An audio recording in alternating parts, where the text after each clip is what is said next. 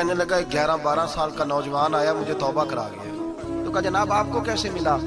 تو وہ شخص کہنے لگا حضور کل میں گیا بازار, میں نے بغداد کے چوک سے 10 کلو مچھلی بھی خرید لی اور کچھ اور ضرورت کی چیزیں بھی, مہمان آنے تھے, وہ سارا کچھ خرید کے میں جب نکلا تو سامان زیادہ ہو گیا. چوک میں مزدور بیٹھے ہوتے تھے, میں نے کہا بھئی میرے ساتھ فلاں محلے تک سامان پہنچانا ہے. وہ بچہ کہنے لگا چچا اگر میں چلوں تو, میں نے اس کو ایڈریس وغیرہ بتلایا تو 3 دینار مزدوری طے ہو گئی سامان گھر پہنچانے کی. کہتے میرے ساتھ وہ نکلا اور جب رستہ طے کرنے لگا تو رستے میں گرمی بڑی سخت تھی, ظہر کا وقت تھا. ذرا ہم نے چند قدم اٹھائے, 2-4 گلیاں گزرے تھے کہ اذان ظہر کی آواز آنے لگی. تو کہتے ہیں بڑی منت کے انداز میں, بڑی گزارش کے انداز میں میری طرف دیکھا, عمر چھوٹی سی ہے. کہنے لگا چچا اگر اجازت مل جائے تو میں ظہر کی نماز پڑھ لوں.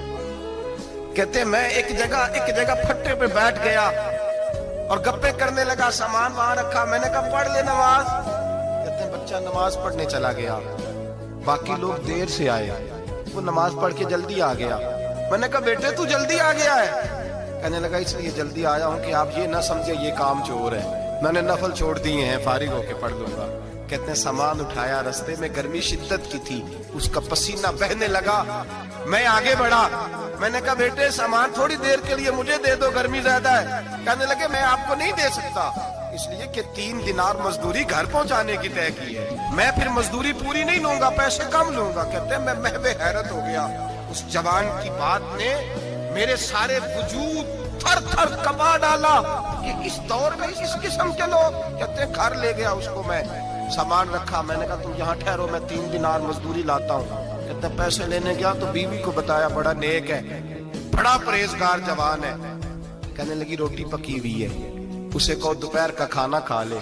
کہتے ہیں میں باہر گیا, 3 دینار تھمائے, میں نے کہا بیٹے ایک بات مانو گے؟ تو کہتے ہیں 3 دینار دے کے کہنے لگا اب تو آپ مالک ہو گئے, میں نے نمک کھا لیا ہے, اب تو ہر بات مانوں گا. اصلہ نال جی نیکی کریے نسلہ تاک نہیں بھول دے, میں اب ہر بات مانوں گا. تو میں نے کہا دوپہر کا کھانا کھا لو.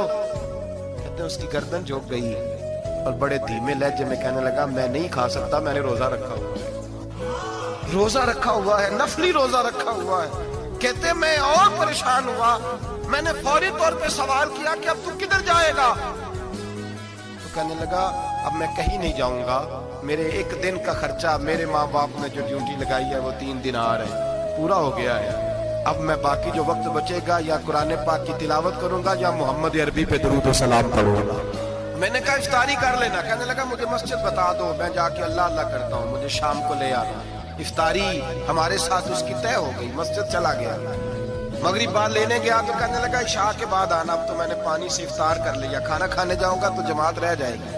کہتے ہیں عشاء کے بعد میں لایا, اس کو کھانا کھلایا, رات گہری ہو گئی تو میں نے کہا تو سو نہیں جاتا؟ کہنے لگا کوئی عرض نہیں, کبھی دور مزدوری کرنے نکل جاؤں تو رہ بھی جاتا ہوں, گھر والوں کو پتا ہے. کہتے میں نے مسافر خانہ کھولا, یوں سمجھیے ڈرائنگ روم بیٹھک میں نے کھولی, اس کو سلا دیا.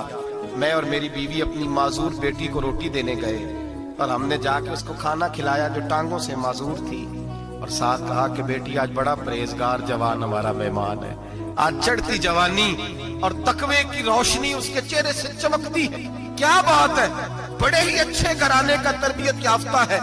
کہتے ہیں بچی کو کھانا کھلا کے لوٹے, اپنے کمرے میں سو گئے, بیٹی اپنے کمرے میں لیٹ گئی.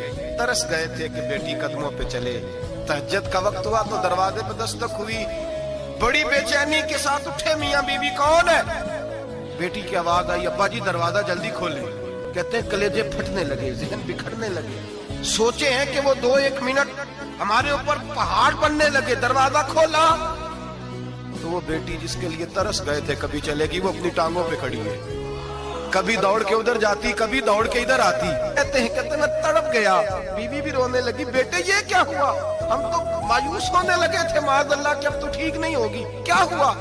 کہنے لگے ابا جی اماں جی آپ نے بتایا نا نیک جوان آیا ہے, نیک آیا ہے. تو میں آپ چلے گئے تو میرے دل میں خیال آیا اے اللہ اگر وہ واقعی نیک ہے تو اس کے صدقے مجھے شفائی عطا فرما دے. یا ایھا الذین آمنوا اتقوا اللہ وابتغوا الیہ الوسیلہ, اے اللہ صحت ہی دے دے.